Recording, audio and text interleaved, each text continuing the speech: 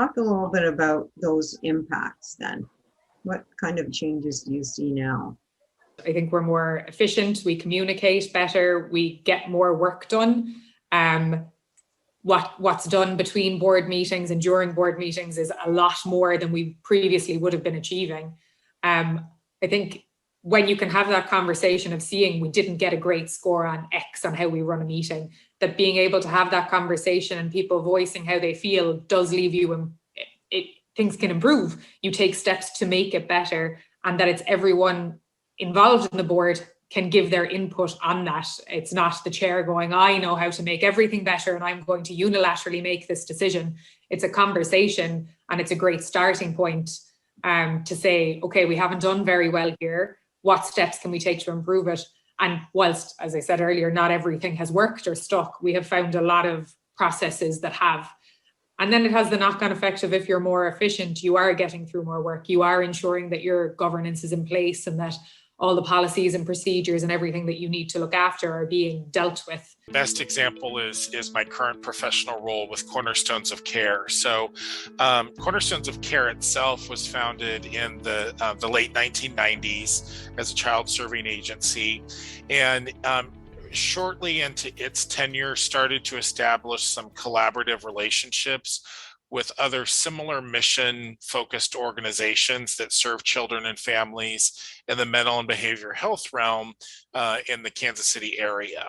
And over time, there started to be this understanding that there was opportunity for collaboration when it came to operations. And so there was almost a consortium that was formed of 5 different nonprofits that had similar missions that shared some administrative functions and duties. So HR and technology and finance and marketing were kind of handled centrally through Cornerstones of Care. And these other organizations had been maybe more historically traditional child welfare organizations, the oldest dating back to 1870 when it was the first children's home of Kansas City, kind of, the traditional orphanage model. And that work has evolved over time on. This organization has adopted at this point is a really effective tool. The strategic plan shows up at meetings being discussed on a regular basis. It's very accessible. Part of that, I think, is, that there's been attention paid. And so I think kind of the assessment process kind of keeps that at the front a little bit and keeps asking that question, where are we at with that? And then leadership has really supported that.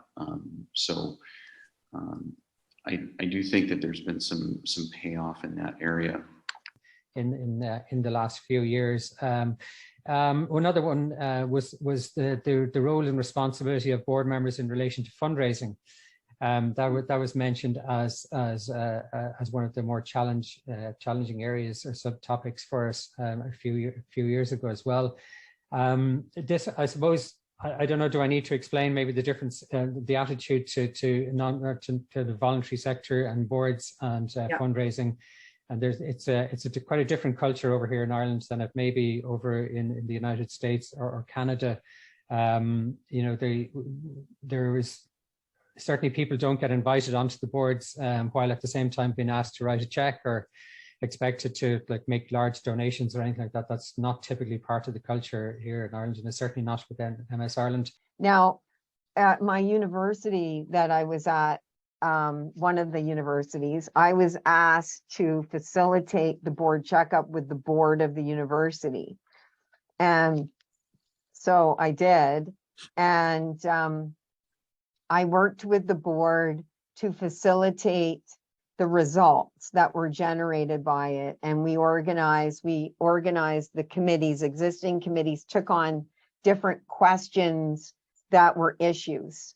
And one of them came up around planning. There was an issue about planning, and that it was around the board having been a rubber stamp for the plans that the college had brought to the board.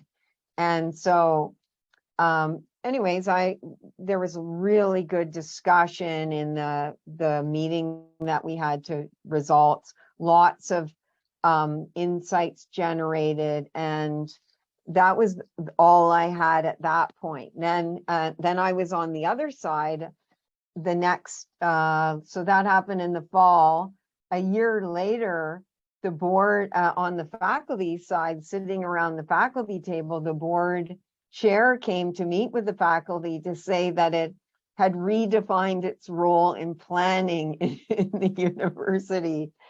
And it wanted to talk about how planning would happen and get the faculty's feedback. Well, I was sitting there going, wow, I can see how this had resulted in a real change in behavior of that board, in how it saw its role, its leadership, and how planning was going to unfold. And then I listened to my colleagues who were just baffled by this change. How did this happen? This has never happened before. And, you know, all kinds of questions. So on both sides, there's a lot of work that has to be done if you're going to shift from one style of leadership to another in the governance function around this. If you are interested in the subject of board effectiveness, we would appreciate it if you would subscribe to this podcast, share it with others in your organization and in your network, and leave a review, especially if you liked it. Feel free to leave comments and questions about the topic explored in this podcast, or boards of directors that you would like us to explore in future podcasts.